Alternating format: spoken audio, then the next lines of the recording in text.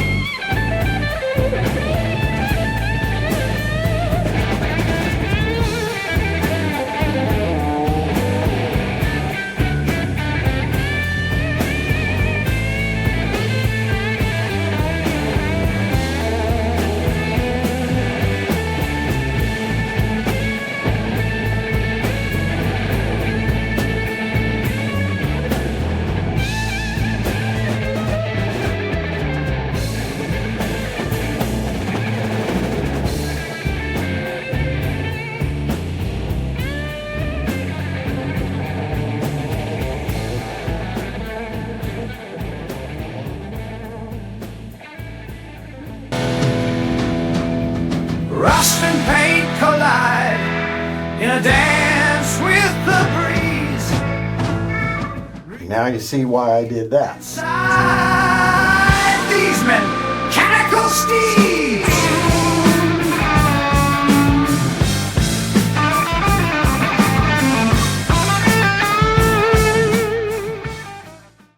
and leather shine through the sweat and grime. Racing hearts and faded scars on the track of time. Hear the engines cry,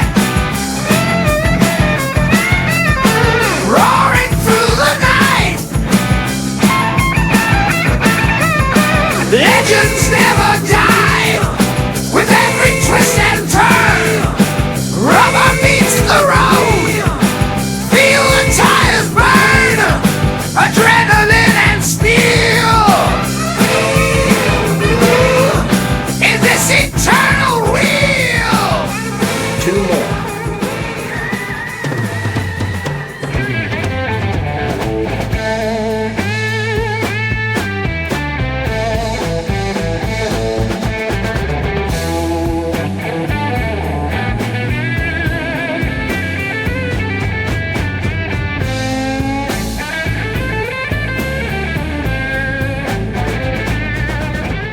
This is why I did it. So built this jig, because this is going to hold it while I cut it when it's so close to my fingers. In fact, I'm going to stick this in the other side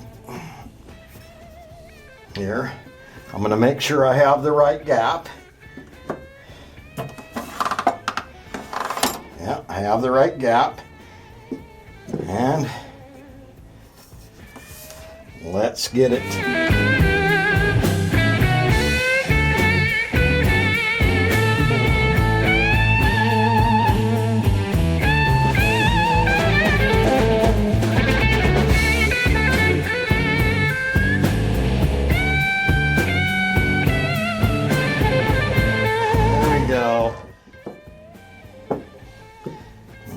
make one more.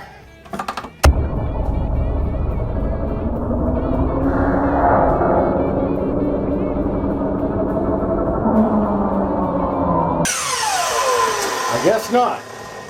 That was just beyond the ability, so we got it.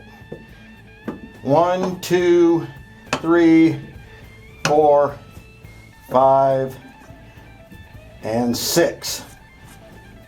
We got enough. Let's go bolt the body down. Well, I took a look at that in slow motion, and you know, it didn't seem very safe to me. I mean, I thought it would be safe because, frankly, I thought this little guy here would hold the stability so that I could cut a piece off without the whole thing taken off. But this big void back here, that's just not going to work. Now, I could move this little gate here over but then it still would just be this tiny bit. I don't know. I mean, take a look at the slow motion. You see the problem we have. You can see that there's no support behind the piece of rubber other than the little stick, and it just flies right out of there. So I think I have a solution. Let's see if this works. Okay, now, so to get some support back here and not hurt the machine, let's start by removing this guy.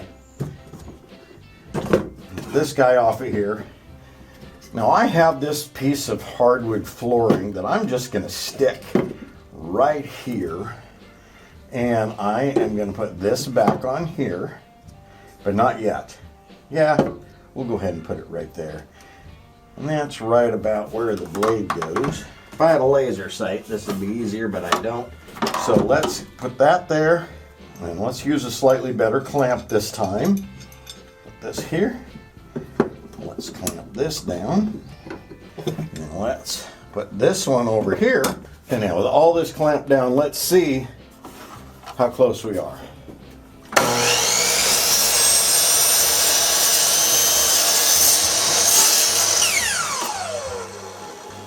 Not very close. So let's get this down here.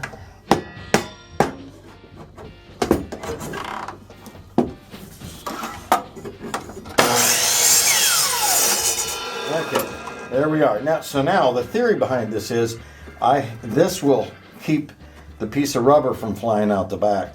So let's give it a shot. You can see here how it started to cut, but then it grabbed it and flung it. That's pretty cool. You can see the evidence when, you know, you see what happened, then you can see how it happened. So let's stick this back on here. Well, let's see what happens.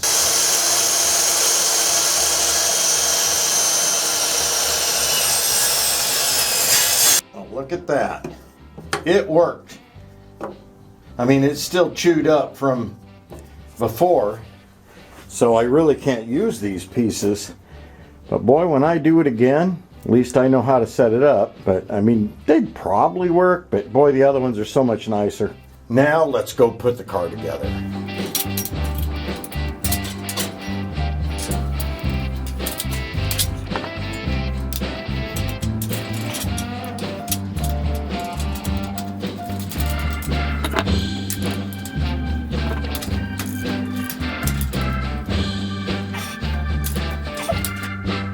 Now I'm excited. I have all 6 of the bolts.